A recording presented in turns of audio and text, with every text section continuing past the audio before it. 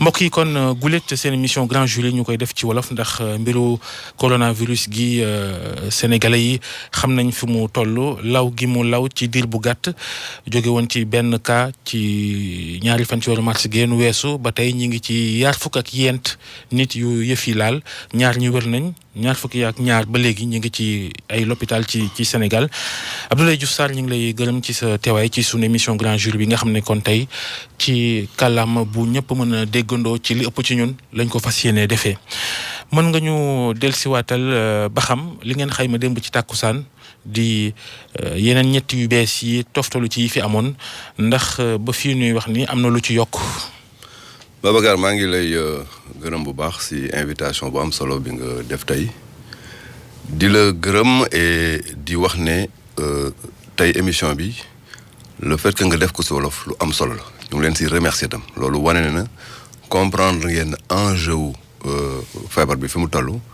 comprendre ngeen ne dañu war a développer benn mobilisation communautaire bu ngeen ko defee ci kàllaama wolof dana permettre grand nombre bi mën ko déglu bon loolu ñu ngi leen ci remercier bu baax ci acte citoyen boobu effectivement li nga wax sànq dafa nekk coronavirus bi dafa nekk benn jàngoro boo xamante ne wax dëgg yàlla lëmbee na àdduna bi de Chine la démarré ba mu démarré ñuy taaxirlu mais dès que OMS jox ñu information bi ñu ne ñun duñu xaar dañu jël rapidement suñu disposition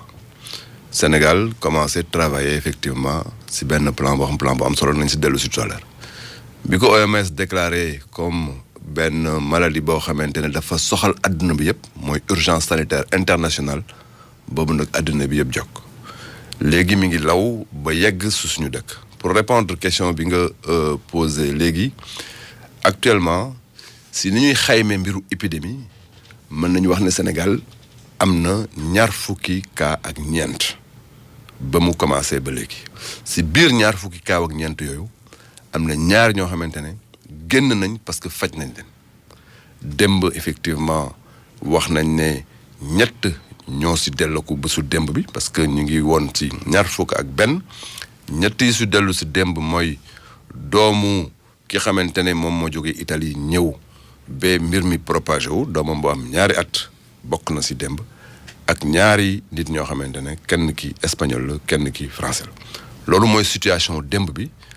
tey tout à l'heure aux environs de 14 heures ak samay équipe ak l'Institut Pasteur danañ def la situation du jour encore une fois li ñu wax mooy que ne am na situation yoo xamante ne du situation yu jar ñuy def une information discriminante dañu war a leeral mbir yi de manière très claire parce que askan bi dañu war a xam parce que dañoo bokk ci xeex bi moo tax dès le début ñun ñu jël option wu benn information directe transparente mais en même temps pour tout le peuple moo tax ñu def ce point de presse du jour boo xamante ne dañuy jàkkaarloog askan bi yépp wax leen situation bi donc tout à l'heure aux environs 17 heures mon directeur de cabinet qui est porte-parole du ministère na mu ko daan defee tous les jours dana génn def la situation du jour ñu ngi ñaan suñu borom pour que tey bu génnee nañu amul cas mais dans des situations yu mel nii moom il faut que ñu xam ne dëkk bi dafa dugg dans li ñuy wax benn transmission locale parce que boobu ba léegi ñu ngi woon ci benn cas de figure boo xamante ne moo gënoon neex a gérer mooy la transmission par les cas importés mais cas importé mooy cas ay nit yu jóge bitim réew indi ko fi mais léegi am na suñu mbokk bu jóge bitim réew indi ko fi mais bu mu ko fi indee nag dafa commencé di law nag ci biir population bi notamment mu jox ko ñeneen di ko joxe loolu la ñuy wax transmission locale moo tax stratégie bi ñu adapté ko très très rapidement danañ ci dellu si tout à l'heure bu ñu la déggee nga ne ñu ngi ñaan cas yu bees bañ a am waaye ci xam-xam est-ce que Sénégal mënta xaar yëf yi lawandeegum en attendant xëy na muy sedd muy dakk waaw xam nga Babacar en matière de ci wàllu santé publique toujours booy liggéey da ngay liggéeyee ñaaw njort parce que boo liggéeyee rafet njort mbir yi mën na la bett moo tax ñun dañuy liggéeyee toujours ñaaw njort ci ñaaw njort boobu ñu nekk nag dañuy prévoir situation yépp pour que lu ñëw rek ñu mën ko effectivement dékku ñu ngi ñaan mu bañ am mais ñu ngi prévoir aussi mu am prévoir mu am boobu moo tax ñu jël disposition yépp pour que bu amee ñu canaliser ko ba du yóbbu suñu réew fa mu yóbbu réew yu bëri si stratégie boobu la ñu nekk mais ñaan bi moom ala kulli yàlla dañuy ñaan effectivement pour mbir mi yem si. ñaaw njortu googu moo sabab dogal yu am doole yi président jël démb ci ndaje bi mu leen woolu woon ci palais démb ci waxtu wi. waaw xam nga président de la république ñu koy gërëm di wax ne woo nañu ñaari yoon au palais woote bu njëkk bi mooy ñu valider li ñuy wax le plan d'urgence pour la préparation de la riposte mu ñëw nañu. lan mooy seen plan le 2 mars. lan mooy seen plan ñu jox ko mu ne duma si dindi benn virgule dem leen commencer leen xeex bi démb mu woowaat ñu pour que ñu def la situation pour xool naka la ñuy gën a mën a taxawaat lu tax mooy lu bees li xamante ne ñëw na léegi dugg si mbir mi mooy transmission communautaire boobu am parce que suñu mbokk bi jógee Italie ba mu ñëwee wàcc aéroport le 7 encore une fois parce que ñu bëri dañ doon woy dem na Kazu Rajab non le 7 la fi egsi pardon dem na Porokhane le 7 la fi egsi si suba voyagé le 6 par Royal Air Maroc egsi fii le 7 si suba ba mu ñëwee taxi la jël directement jubal këram ba mu demee këram nag foofu la transmission bi commencé déjà këram 28 personnes nekkoon nañ foofu ñaar fukki nit ak juróom-ñett ñu ngi woon si biir kër bi mais am na transmission boo xamante ne am na foofu loolu nag moo dugal Sénégal nag si beneen niveau de riposte beneen niveau boo xamante ne dañ ko war a taxawee pour gën a mën a xeex mbir mi parce que mbir mi am na fu mu dugg si suñu biir dëkk ba commencé di fa law boobu ba léegi ñu ngi amoon rek benn cas importé boo xam ne dañ koy traité loolu nag bu amee il faut que ñu am beneen stratégie maintenant. taximan bi ko yóbbu est-ce que tracé nañ ko. oui taximan bi ko yóbbu effectivement may féliciter daax bu baax d'ailleurs service yi xamante ne ñoom ñoo yor alerte bi yor gestion de cas yi taximan boobu effectivement tracé nañ ko ba mu nekk si les cas yi xamante ne ñu ngi leen di suivre loolu am na solo lool.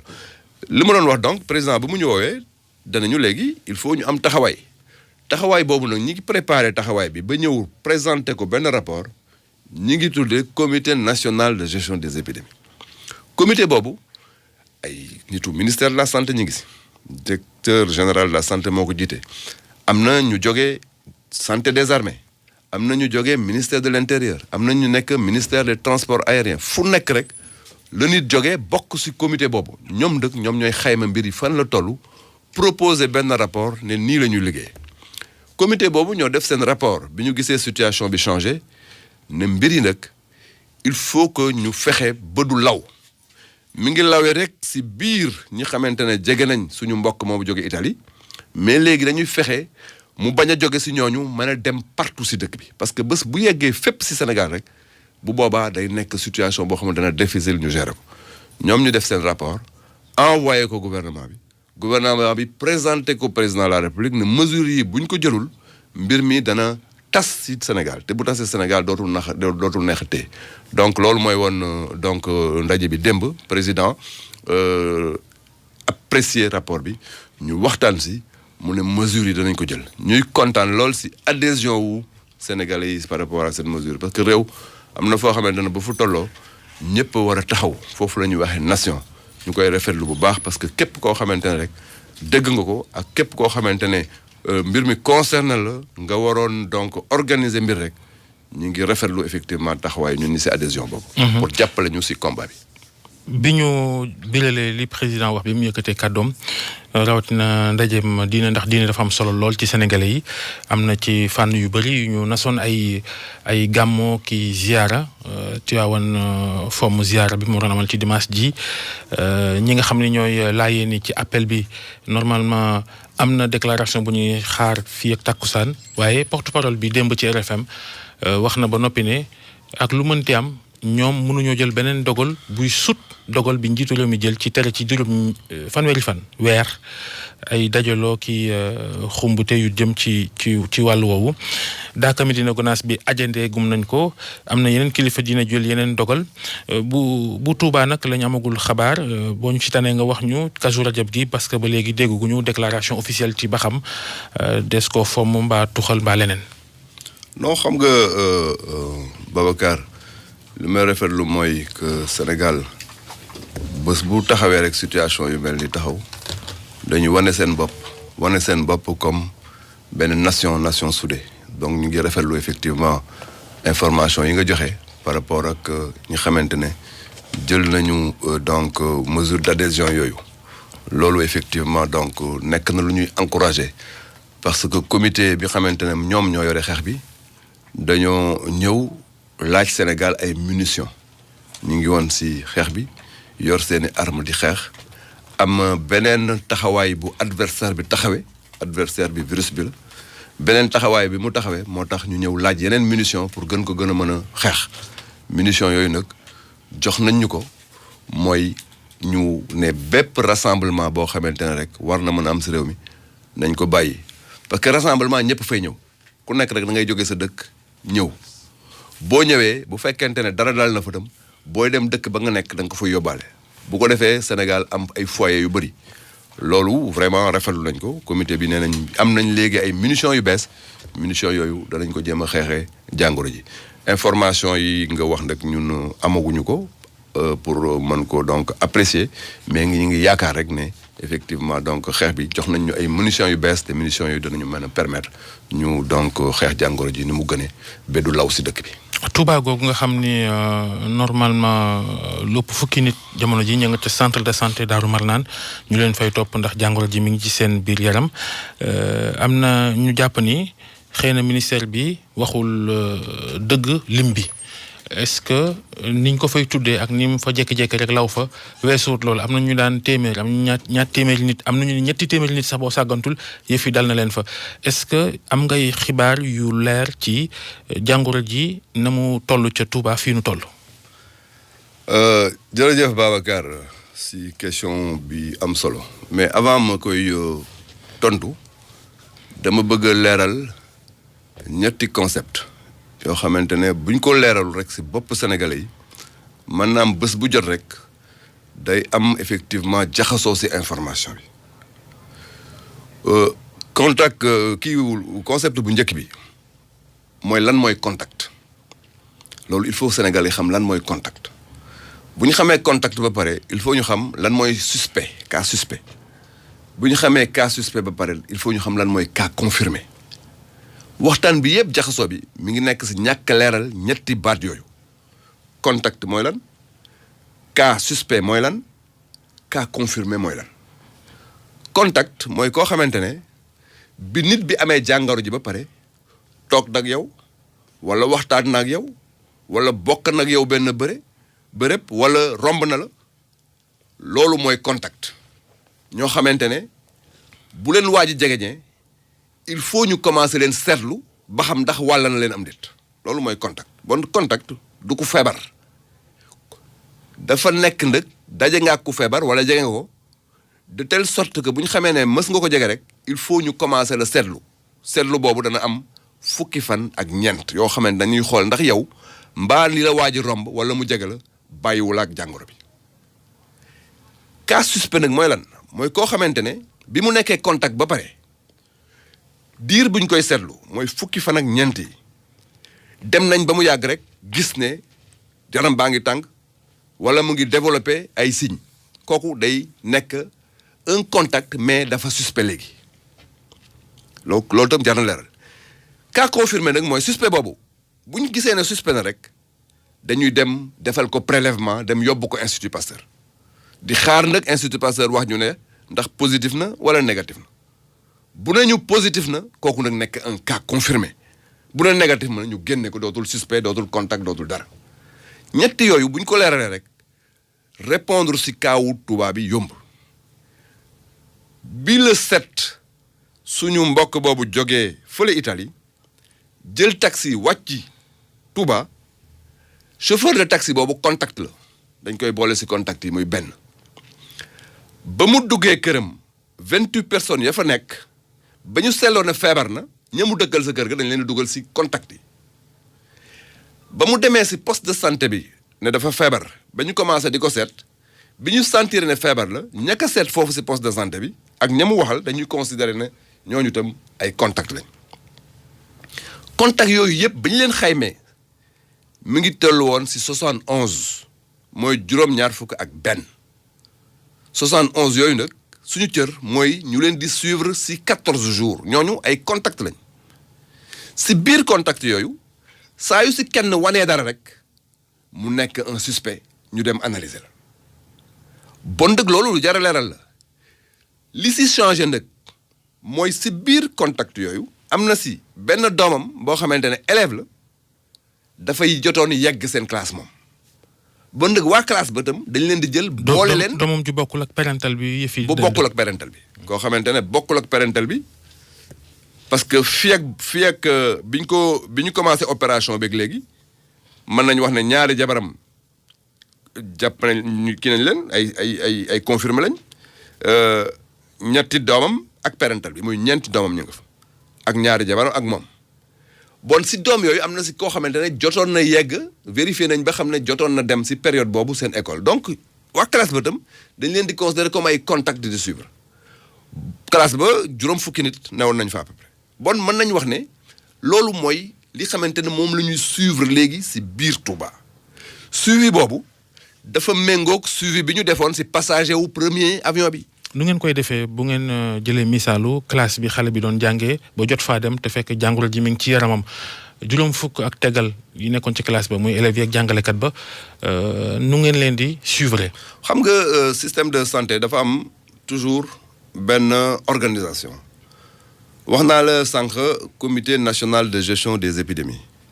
comité boobu si niveau stratégique la nekk ay xalaat lay joxe di réunion tous les jours ne mbir mi fi leen si toll li mooy xalaat yi.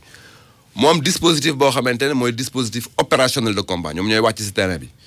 centre des opérations d'urgence sanitaire piloté ko mais moo am ay banqaas ci banqaas yooyu am na banqaas boo xamante ne ci niveau région la nekk mooy comité régional de gestion des épidémies bi mu amee un comité national comité boobu médecin chef région da ci bokk médecin chef district da ci bokk dispositif médical à la base bi yëpp da ci bokk ñooñu nag dañ leen dénk ay jumtukaay ne leen bu fekkente ne lii mooy stogu contact yi il faut nag bés bu jot ngeen bàyyi leen xel bu baax a baax jox leen ay information communiquer leen de telle sorte que képp ku si yaramam tàng rek immédiatement dañ lay jukki foofu dootuloo contact ordinaire da ngay nekk un contact suspect ñu commencé nag maintenant ber la yóbbu sa analyse bu positifee ñu door la ñu indi la commencé la faj bu négatifee nag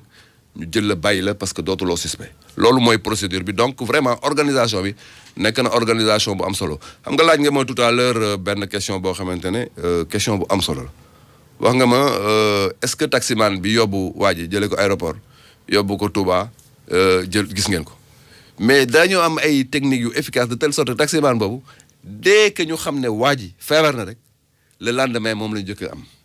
donc pour vous dire vraiment donc il faut que ñu moom la ñu jëkk a seet moom la ñu jëkk a dem wuti seet ko ba gis ko vérifier def ko effectivement donc en terme donc de contact loolu da ngeen ci ànd ak ba léegi développé wul benn signe da ngeen ci ànd ak police ak gendarmerie ci seet gi waaw mais xam nga wax naa la comité national de gestion des épidémies dafa am composant multisectoriel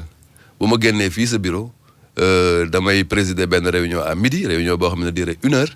ministère de l'intérieur mi nga fës par le biais de son secrétaire général ki topp si ministre bi si biir comité bi itam la police dañ si nekk sapeur pompier de nekk si le directeur de la santé militaire nekk si ministère du tourisme et des transports aériens nekk si donc comité multisectoriel la de telle sorte lu ñu soxla rek ki ko war a régler mi ngi autour de la table dañ koy jox instruction tout de suite mu jóg dem régler ji ko bon nag comité boobu dafa efficace moo tax très rapidement bu ñu bëggee donc jël décision du am ay procédure dañu jóg rek dem parce que nous sommes en situation d'urgence li ngeen di topp ci ay nit fi ñu toll ni ëpp na junni buñ ko xayma ci xayma gu ngeen ci mujjee joxe 1041 personnes boo sàggantul xëy na yokk na léegi loolu moom est-ce que kenn ku ne ci junneek doomi aadama yi ak yu tegal yooyu kenn ku ne ñi ngi koy topp fi ñu toll nii pour xool ba xam jàngoro ji mi ngi ci moomam déet. question bu baax la tey tant que amuñu benn cas bu bees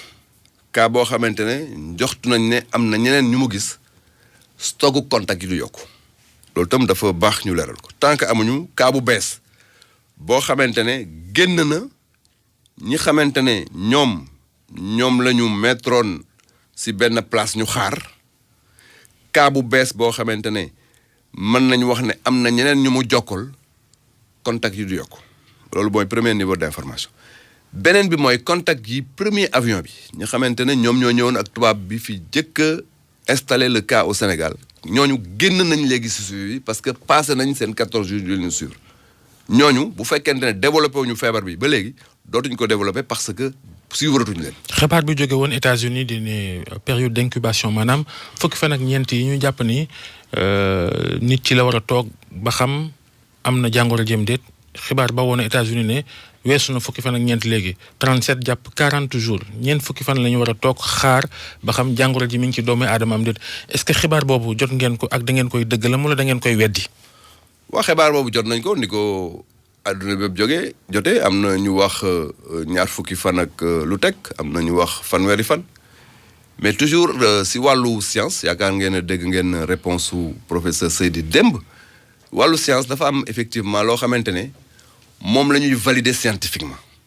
bu ñu valider scientifiquement dañ koy valider si benn modèle boo xamante ne li koy donc alimenter ay cas yu bëree la ba ñu am loo xam ne dañ ko jàpp ne lii la de temps en temps nag mën na am des éléments exceptionnels exception boobu du tax nag ñu invalider li xamante ne scientifiquement moom la ñu retenir donc dégg nañ loolu mais effectivement modèle bi adduna bi yëpp jàpp ñun ñu jàpp ko di si liggéey effectivement mooy que ne la période d'incubation mooy les 14 jours si la ñu suivre donc pour revenir maintenant si question boobu ba fi may wax ak yow stocku contact yi yokkuwul parce que amuñu cas bu bees bu nécessité yeneen contact ñu indi si cohorte bi beneen bi mooy que ne les contacts du premier avion génn nañu suivi le 18 contact gu ñaareelu cas bi mooy le vieux de 80 ans bi xamante ne ñëwoon na ba contaminé jabaram te si contamination jabar mooy kaawu Roi Baudouin Guédiawaye cas boobu ay contactam le 18 danañu génn effectivement cohorte bi moom sax d'ailleurs defal nañ ko un premier test barka démb ba mu wér mais duñ ko bàyyee ni dañuy xaar ba suba ñu defalaat ko un deuxième test bu fekkente ne dañu gis ne toujours négatif na ñu considéré ne wër nañu génn ko. moom moo décidé sax ne du dellu ca njaboot ga day beru tuuti wala. du moom. non tubaab bi ñu njëkk jàpp. ma koy féliciter nag vraiment ma koy féliciter parce que dafa def benn acte boo xamante ne daf ñu yombalal suñu liggéey bi mu ñëwee ba seetlu ne moom si boppam dugg këram commencé seetlu ne mu ngi am ay signes li mu njëkk a def dafa jël benn masque takk ko beru wax njabootam buñ ko jegee chance boobu lañu am si moom moo tax wàllul benn nit si biir këram wàllul doomam ñaari doomam wàllul jabaram parce que ba mu ko yegee si yaramam rek la jël masque takk ko beru woote ñu ñëw jël ko en charge loolu moo ñu may chance si cas boobu cas bi xamante ne dekk na fële si donc Touba bu fekkoonte ne am na attitude boobu lii xamante ne moo ñu si fekk du ñu si fekk donc ki ne moom effectivement du dellu këram ay conseil la yu ko médecin yi jox ne ko comme que wér nga te sa njaboot ñu ngi leen di suivre ba léegi comme contact boo fa dellusee si jamais kenn si ñoom développé ko bu boobaa risque bi mooy ñu wàll la ko donc li gën mooy nga dem benn hôtel toog fa mu ne effectivement moom bu génnee dana dem beru toog fenn fi may remercier d'ailleurs l'ambassade de France parce que bind nañ ñu benn lettre boo xamante ne bi ñu ko jotee vraiment donc dal na xel ne ñu ñoom dañoo kontaan parce que seen citoyen même feebar Sénégal jël ko en charge de la manière la plus performante ñu ngi si remercier l'État du Sénégal mais tout ça c'est à l'honneur du système de santé du Sénégal. mu fàttali mbokk yi yéen a ngi déglu seen émission Grand Jury ñu ci dalal Abdoulaye Diouf Sarr ministre de la santé et de l'action sociale émission bi tey wolof la gannaaw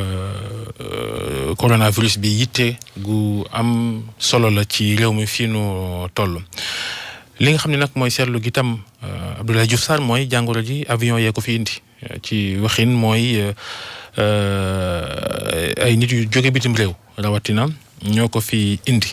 gis nañ réew mu mel ni Maroc nga xam ni Sénégal sax moo ko ëppale ay cas fi nu toll moom décidé na dakkal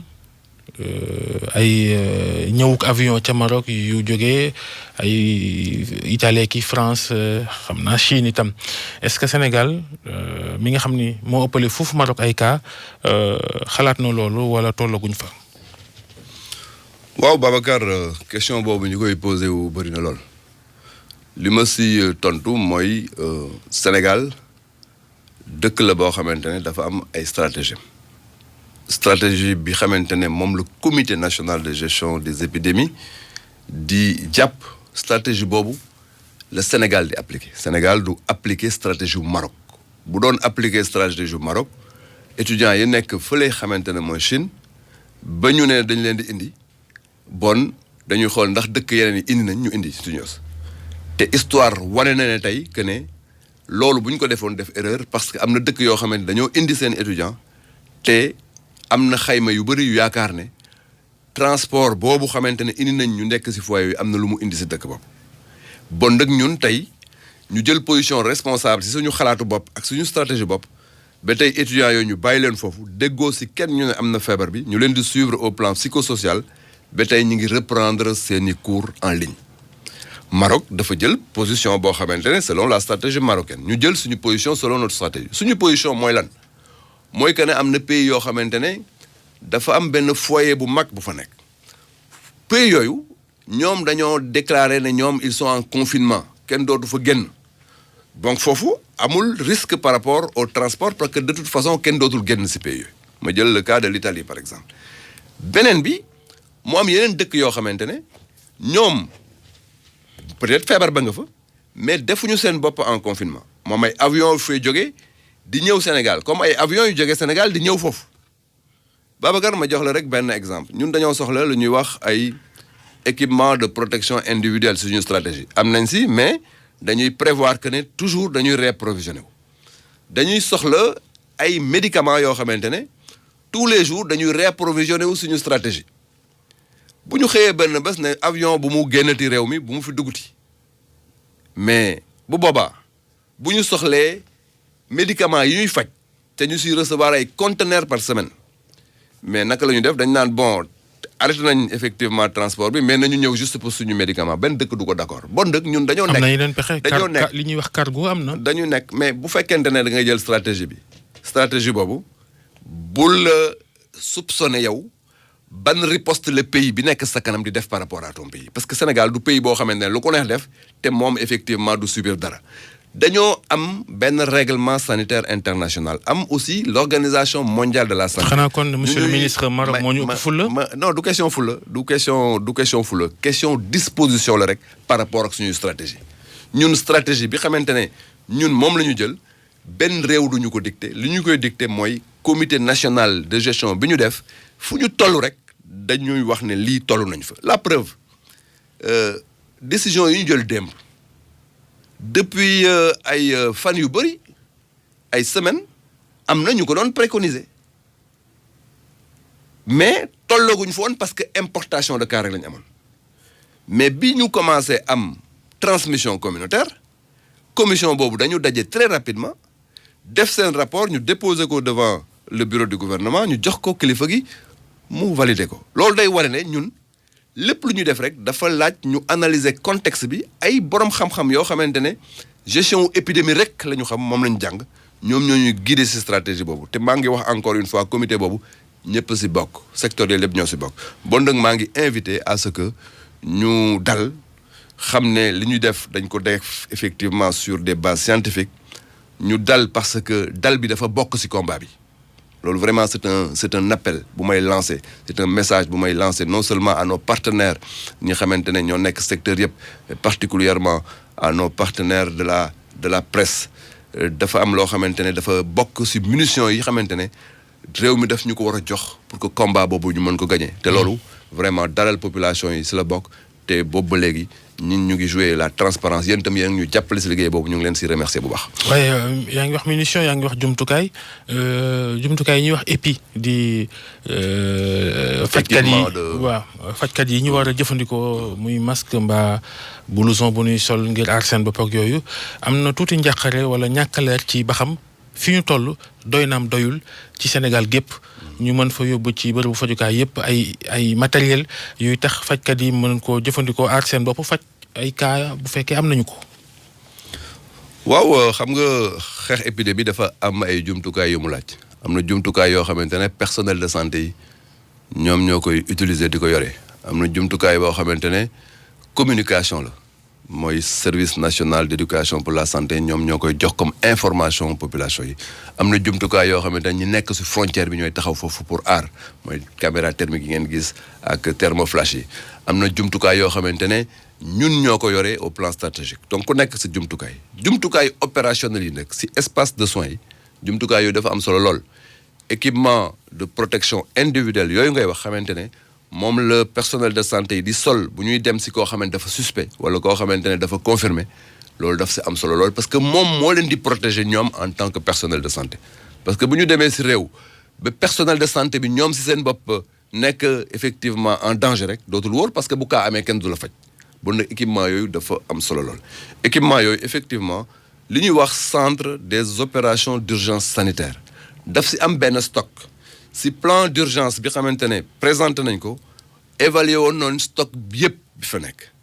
mais xam nga bu fekkente ne jàngoro dafa law ci àddina jaxase yenn dëkk yi boo seetloo même en Italie ou ci yenn dëkk yi ñu ngi wax tension ci ci matériel bi yow en tant que pays li nga yor rek waratul doy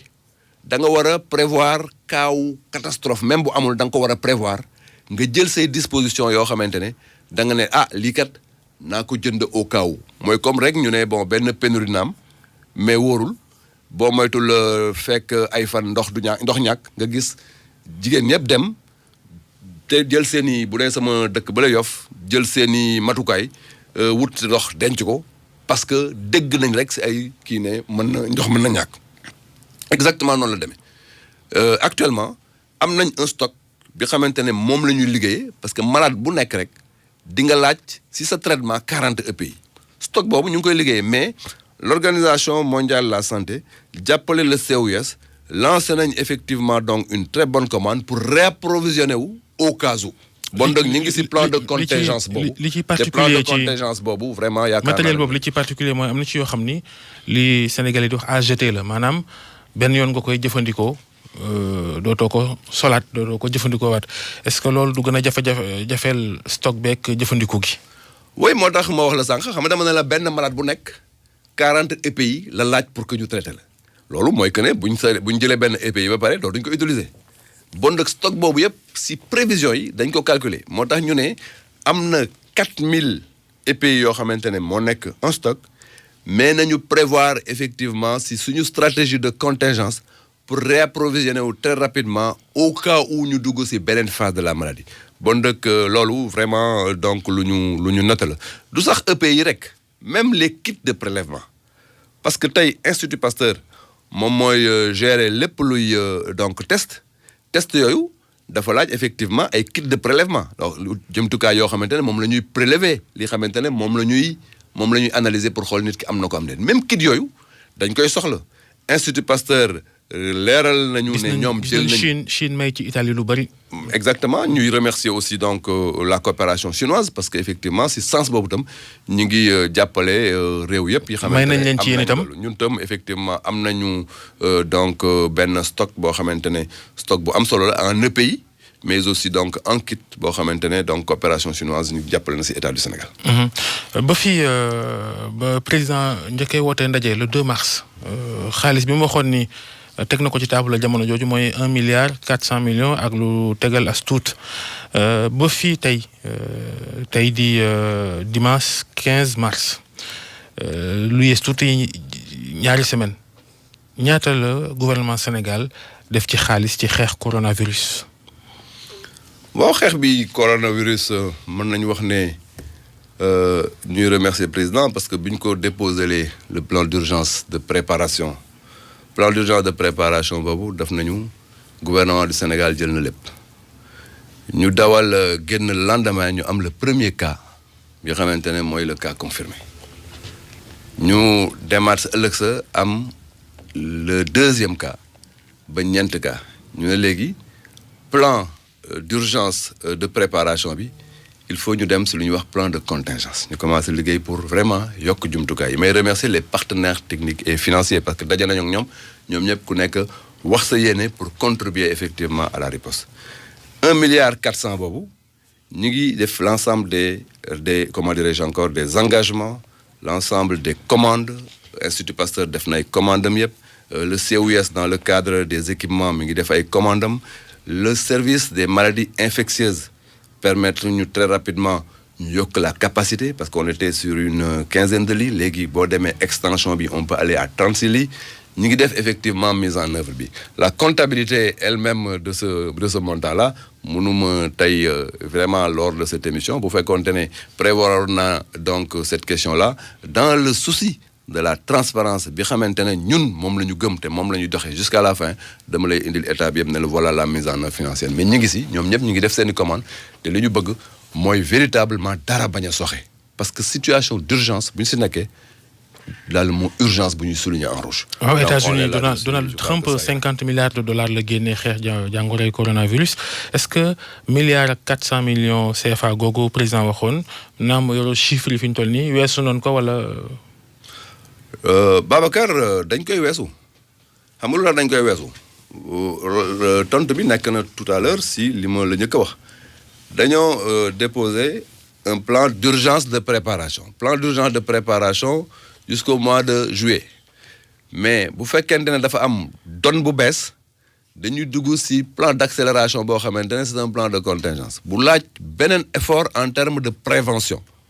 en termes donc de détection en termes de riposte en termes de prise en charge loolu yëpp même en termes de communication moo tax forcément da koy dépasser de loin d'ailleurs. ci dogal yi njiitu réew mi jël démb ci seen ndaje bi ngeen ameloon ak moom wax na ni école yi dañ koy tëj ñetti semaine élèves yi kon li koy dalee ëllëg kenn du jàngi ci durub ñetti semaine loolu mooy école yi nga xam ne xamme na leen ràññee nañ leen bu weesoo loolu dugg na yëpp a nekk ci école jàngum tubaab am na ay école yoo xam ni leneen la ñuy jàngalu ci mel ni alxuraan te melokaanu daara yi laata coronavirus di yegg si Sénégal xamees na ko xale yi taxawalu ci mbedd mi tam ñoom plan bi ngeen jël pour xeex coronavirus lu mu namm ci ñoom. jërëjëf Babacar may féliciter di remercier mon collègue ministre de l'éducation nationale monsieur Mamadou Talla li wane ne xeex bi xeexu multisectoriel la mais aussi solidarité gouvernementale daf si fees bu baax mooy que ne bi mbir mi déclenché woo dafay jël tànkam dem si benn école bu nekk Wakaam moom si boppam mu def benn cours boo xamante ne si wàllu Covid-19 la wax élèves yi naka la mbir mi di taxawee ak naka lañ si xeexe ma koy remercier au passage effectivement pour que ñu éviter propagation bi au niveau national pour que donc ñu confiner mbir mi un plan de confinement bu moo ya génne benn zone wala benn ligne andige ko foofu ba mu bañ a law si Sénégal yépp ñu mën ko traiter foofu moo tax ñu ne nañu jël mesure yooyu écoles yi war ko appliquer muy stratégie boobu xamante ne stratégie bu classique la maintenant il faut que ñu xam ne yoon boo ko rëddee képp koo xamante ne da ngaa nekk si biir réew mi da nga ko war a adapter si sa contexte l'association des maires du Sénégal ak les élus locaux daje nañoo ak man ne ñoom ku nekk boo demee si sa commune da nga am noo taxawee par rapport ak sa collectivité locale danaa gis madame la ministre Ndeye Saly Diop Dieng ñu xool par rapport à ces cibles vulnérables là naka lañ fay définir une stratégie notamment les daara les talibés et cetera danaa gis le ministre de l'équité territoriale par rapport à la CMU parce que y a CMU élèves CMU daara naka la ñuy jéem a gérer pour ces questions spécifiques là mais li ma rafetlu mooy que ne. kañ ngay daje ak ñoom faaw mu gaaw de. bien sûr moom kay ñu ngi si. li may wax nii ñu ngi si à fond bu may dugg léegi si ce studio laay dégg journal bi dégg mon collègue Malick Sall ministre de la justice mu adapté déjà les consignes si biir prison yi xam nga loolu day wane ne léegi du rek ministère de la santé en tant que tel moo war a ñëw appliquer des mesures dans les sectoriels mais sectoriel bu nekk da ngay jël en charge effectivement donc ces orientations appliquées dans ton domaine te ñoom ñëpp ñu ngi si maa ngi koy rafetlu bu baax di leen si remercier. li nga xam ni itam bëgg nañ ko xam mooy néew gi nga xam ni service maladie infectieuse ak Sénégal gépp néew na ci mën a dalal ay nit yu am coronavirus ndax ne ngeen fukki lal ak ñaar donga am ci service maladie infectieuse bu hôpital Fann mën ngeen ko yokk ba ci fanweer ak lu tegal loolu du càggante système de santé ak état bu Sénégal ci wàllum pàcc. non bu Babacar du càggante yaakaar naa ne mën nañ am beneen plateau bu gën a yaatu pour que donc ñu mën la expliquer système de santé Sénégal naka la évoluer si juróom-ñaari at yi passé loolu mën nañu am plateau bu yaatu ñu expliquer ko foofu Sénégalais yi danañ xam ne li ñu si def bon bu extraordinaire la mais ce n'est pas le lieu bu ñu fa nekkee di ko wax day nuru leneen mais li ma mën a rassurer rek par rapport ak la capacité de prise en charge mooy maladie service maladie infectieuse bu Fann amul fukki lal ak juróom rek service bi day fonctionner si yeneen maladie yi ak ay lal yoo xamante ne day traité yeneen pathologie yi foofu mais bi Ebola passé dañu ne nañu tabax benn centre d'isolement foo xamante ne bu ñu amee cas boo xamante dañu la war a isoler kenn du la gis médecin yi lay faj rek ñoo la gis ñu dem teg la fa centre d'isolement boobu ñu tabax mooy fukki lal ak juróom yi mais service bi si boppam mu ngi fonctionner ak ni mu daan fonctionner ak lal yu bëri loolu tam lu jar a leeral maintenant centre d'isolement boobu xamante ne néeg bu nekk da ngaa am sa lal am sa télévision am sa toilette si biir defee ko noo xamante ne moom lañ koy defee au plan international moo am fukki lal ak juróom ñu ne nag si biir centre boobu très rapidement nañoo def extension tout de suite pour que ñu mën fi am 36 lits encore mais aussi ñu ne nañu réorganiser le système de santé parce que nag situation bu taxawee réorganisation da am réorganiser système de santé pour que dans l'urgence ñu mën a réserver un nombre de lits supplémentaires foofu la ñu amee un nombre de lits supplémentaires à l'hôpital principal am un nombre de lits supplémentaires à l'hôpital Idrissa Pouye de Grand Yoff am un nombre de lits supplémentaires à Dalal Jamm tey bu ma waxee nombre de lits supplémentaires yi am ci Sénégal yépp pour jël en charge la maladie ñu ngi ci 259 lits am na benn hôpital bu bees boo xamante ne kenn mësu fa dugg bu ñu defar effectivement à Diamniadio même hôpital boobu dañ ne nañ ko réserver pour la prise en charge en cas d'urgence hôpital boobu rek 100 lits la te hôpital bu bees la ñu ngi ko doon paree donc inauguré fan yi ñëw mais dañ ko réserver pour la riposte pour la prise en charge donc may dalal xelu ñi que ne effectivement si biir sa service maladie infectieuse defaroon nañ fa benn structure d'isolement boo xamante ne fukki li lal ak juróom la woon mais loolu du lalu service bi yépp mooy lalu juste les cabines d'isolement yooyu nag boobu ak léegi compte tenu de l'urgence bi ñu nekk am nañ si 259 si Sénégal yépp te compté wuñu hôpital bu bees boobu xamante ne 100 lits la te ñu koy réserver au cas où. mais bu ay complications amee ci ñi ñu jël en charge nii tey war a dem lu ci mel ni réanimation est-ce que foofu itam noppi ngeen ngir jël leen en charge ku ci mel ni nga am coronavirus affaire bi compliqué nga am problème respiratoire maanaam nooy yeeg ñoom seen nga war a dem Sowétas est-ce que foofu itam sóoraale ngeen ay place ak ñoom seen. waaw xam nga paj mi moom dafa am ay fànn yu bëri am na ñoo xamante ne tey développé nañ jàngoro ji ñu ngi leen di faj mais compliqué wul borom xam-xam yi dañuy def rek faj boo xamante ne symptômes yi la ñuy faj bu fekkente ne mbir mi bopp metti ou bien la jàppal loolu la ñuy faj bu fekkente ne dafa am feneen fu mu jàpp sa yaram mu nekk donc sa gorge wala feneen loolu la ñuy faj di la jàppale ba nga wér mais am na cas yoo xamante ne mën na compliqué wu parce que encore une fois feebar buy jàpp noy la mën nga dem ba am lu ñuy wax détresse respiratoire bu ko defee dañuy soxla ay jumtukaay yu gën a am doole notamment ay respirateurs réanimation pour jàppale la moo tax paj mi ñëpp ci bokk Sénégal am na chance am lu ñuy wax le SAMU national SAMU national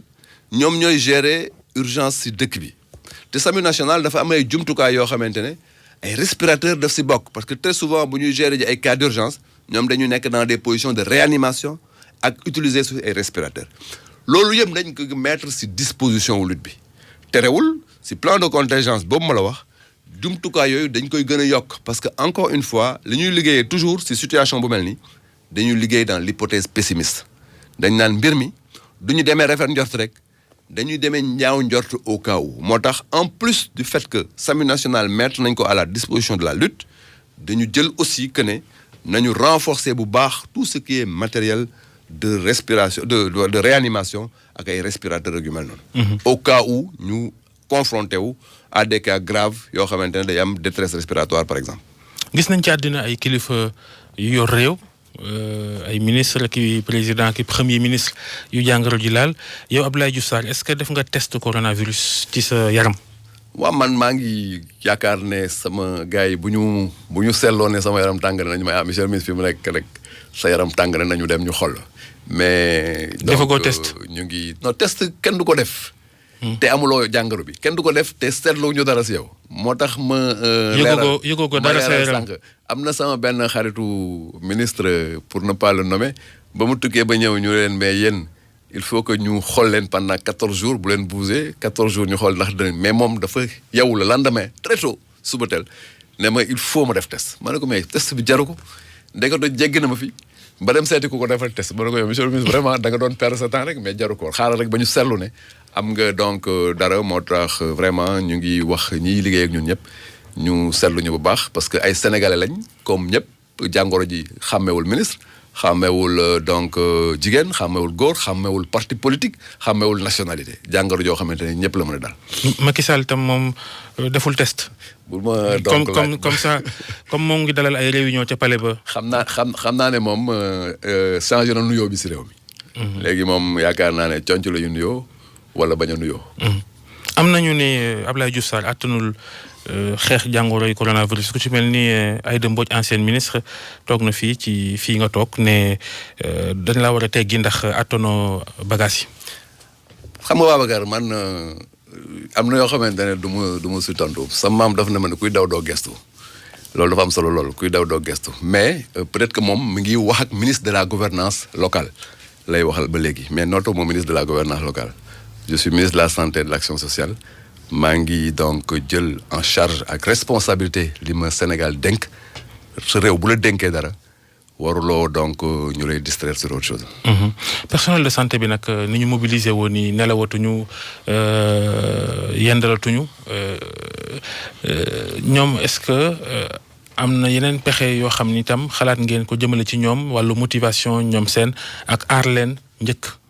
bien sûr c'est extrêmement important d'ailleurs il faut que absolument ñu wax loolu si chaîne de prise en charge bi yëpp. si chaîne de combat bi yëpp il faut que non seulement ñu aar personnel de santé bi jumtukaay bi leen war yëpp ñu jox leen ko mais il faut que ñu travailler bu baax sur le système de motivation jàppale leen ba li ñu def ñu xam ne effectivement seen réew moo leen ko dénk te moo leen accompagner au plan effectivement de la motivation je suis tout à fait donc en phase avec vous sur ça. ay ndàmpaay lay doon ak ñoom seen. mën na si am. daf si loolu daf ko laaj bu baax d'ailleurs parce que ki xamante ne. dañ lay jox benn EPI nga dugg di liggéey te heure bu nekk dañ lay donc solliciter kooku non seulement dañ la war a tous les jumtukaay yu mat mais aussi dañ la war a donc motiver même motivation financière yaakaar naa loolu am solo la dañ ko def. jërëjëf Abdoulaye Diouf Sarr ministre de l'action sociale de la santé et de l'action sociale nekkoon sunu gan tey ci grand jury bi nga xam ni gulet ñu def ko ci wolof ndax ñëpp mën cee jariñu jërëjëf Abdoulaye Diop ak Abdou Thiam mi ne woon ci machine bi di gërëm monsieur le ministre ci teewaay bi ndax yombul bii rek yaa ngi fanaan télévision nationale leen gërëm yéen ñëpp mbokk yi.